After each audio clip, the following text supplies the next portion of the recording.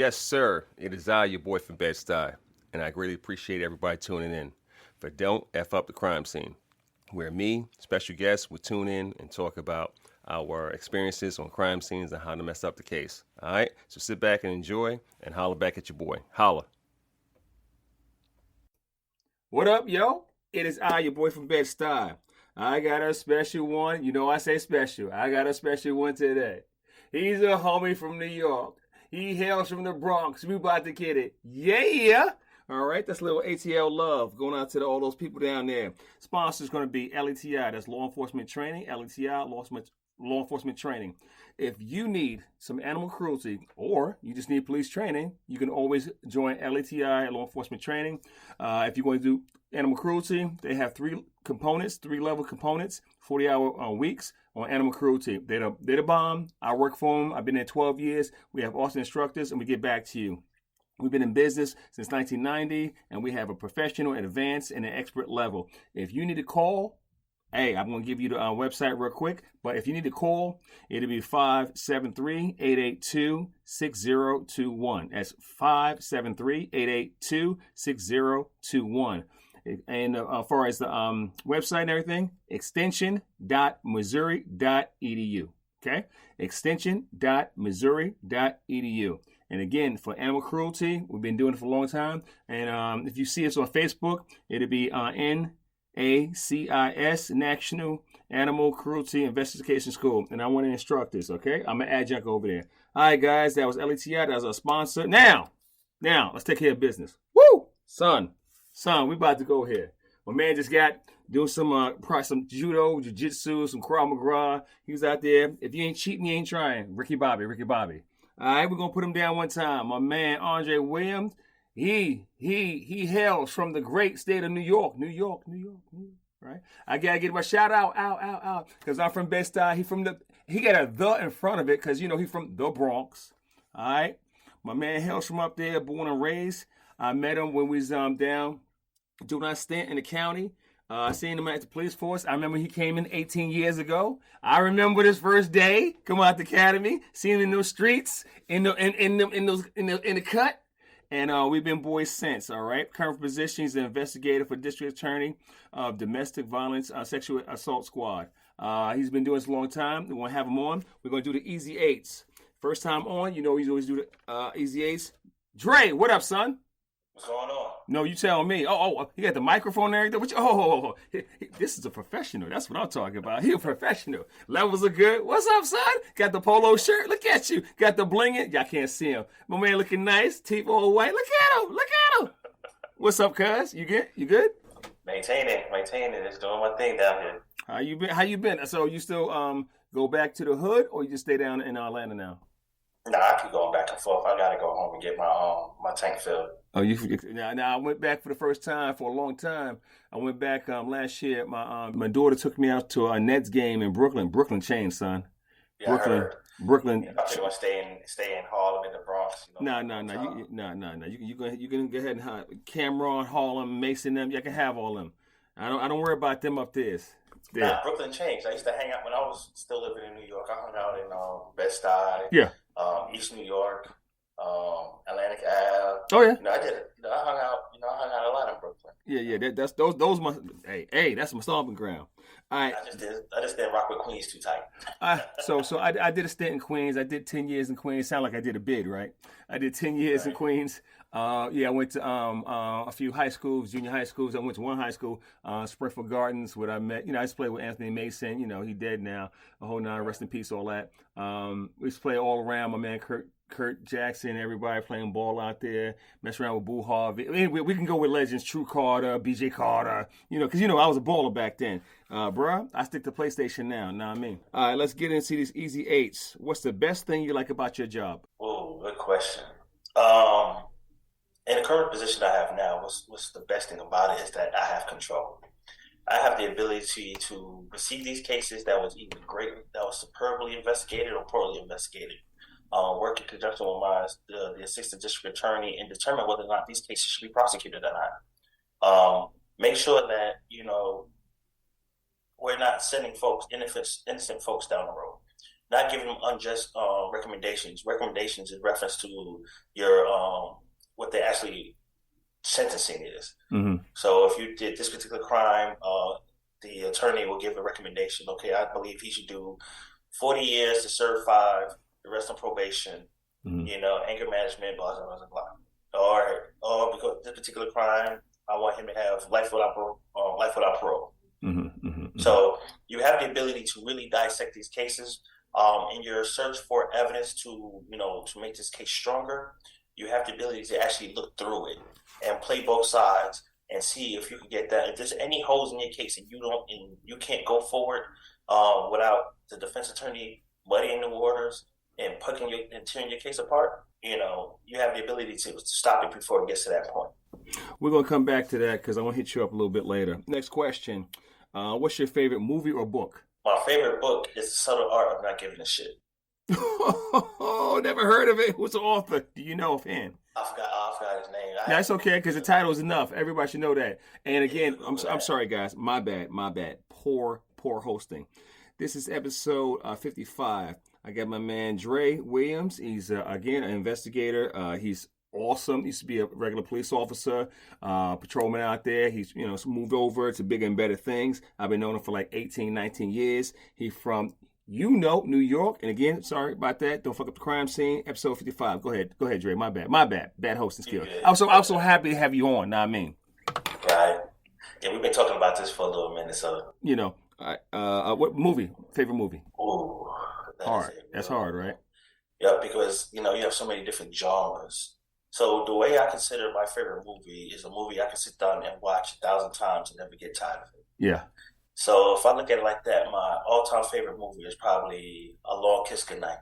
Very good. Samuel Jackson and your old girl, when she snapped out of it and everything, she's a professional killer. Charlie Baltimore, right. Something like that. That was good. Matter of fact, I have two. That and The Adjustment Bureau. Those two are probably my two. I gotta watch that again. That's with Matt Damon, right? Matt Damon. Correct. Yeah. And who was his leading female in that? I forgot the female's name in that. It's not Emily Anthony Blunt. Mackie's in it also. Who? Which one?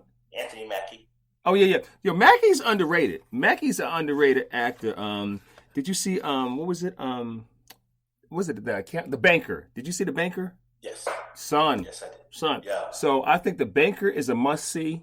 I think Founders, the Founder with your boy Michael Keaton. You seen that?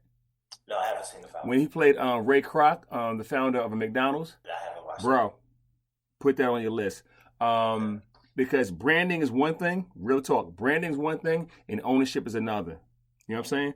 I have signs around here, own your shit, okay?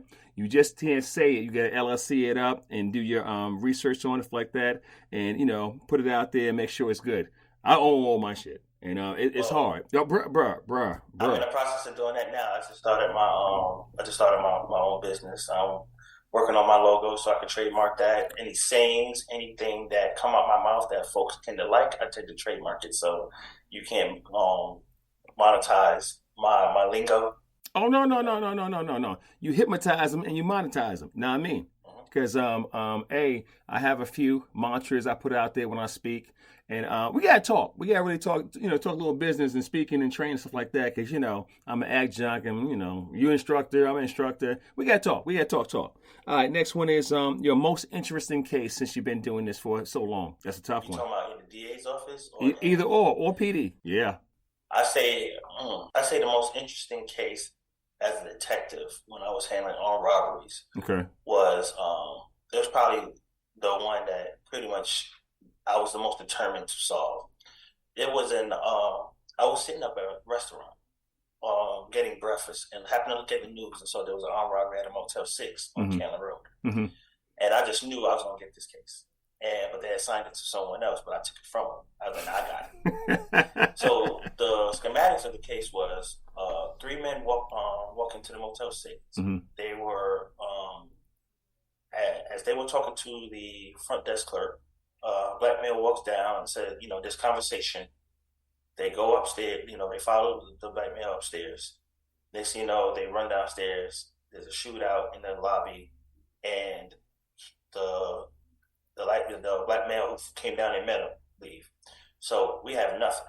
So I interviewed the victim, and he says, "Yeah, I came downstairs and I saw the guys, and they asked me if I had cigarettes." I said, "Yeah, my room. Just call me to my room.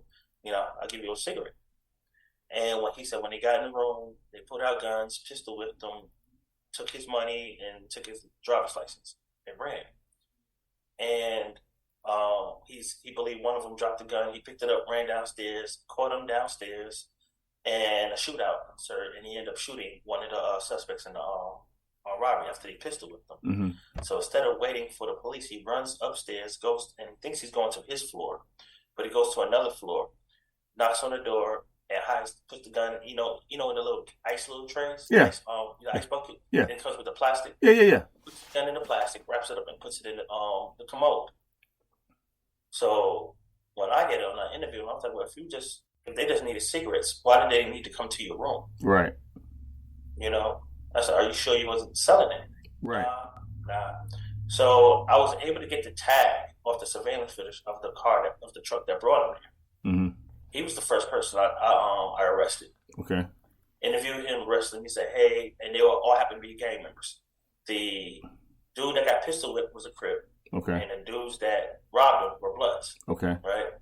So he said, hey, I had so-and-so and so-and-so in the car with me. We were supposed to go see this girl. They came there to buy weed. They didn't know this dude for anything. Right. But when he came downstairs, he said, I got what you want. And they went upstairs. Right. So what I did was, once I got the name of the person who got shot, I pretty much sent out a message to all the hospitals in, Grady and Atlanta Medical. Right. And he was at Atlanta Medical. So I contacted APD, said, hey, you have a dude, you interviewed this dude at the hospital, and he's a suspect in my case, because he lied to them and told them that he got shot in Atlanta when he actually got shot in the cab. Right. So took out warrants for his arrest, had him locked up. APD gave me everything he had. He had, I think $60, the victim's ID, and had an ounce and a half of weed. Okay. Interviewed him at the jail. He pretty much told me same thing the driver of the truck told me. We went there, we got there, and he said, I got what you need. He said, but the dude that got shot said, nah, my boy that was with me is the one that had the idea to pistol whip. So once he started pistol whipping, I started pistol whipping. Oh, damn. And then we took his money and whatnot. I said, well, did you have an extra gun? Nah, that's his joint. So apparently old boy had the gun underneath the mattress. Got it. So I brought him back in the interview, and they're trying to make me look bad. I'm like, bro, they're criminals. They ain't trying to make me look nothing. Just don't lie to me. So I ended up cussing him out. Right. Still didn't come off. Spoke to his dad. I'm like, yo, you don't need old boy to come off. So I was about to leave. I had just made sergeant. I was waiting for, the blue order to come out. And I had made a concerted effort. I was like, you know what? I'm done with this. I really don't want to be a police officer no more. So I ended up going over to, prosecution, going over to the solicitor's office, DA's office. Right. So, but I was like, you know what? Before I leave, I'm going to go ahead and find this third person of the community. Tear for it. Right. So, but it's like when you have nothing and then you do your due diligence and you start, and I'll get a lot of heat from my lieutenant, from my major and my captain, like, why are you still working on this case? You got 2 arrests. I'm like, but there was 3 folks involved. Right.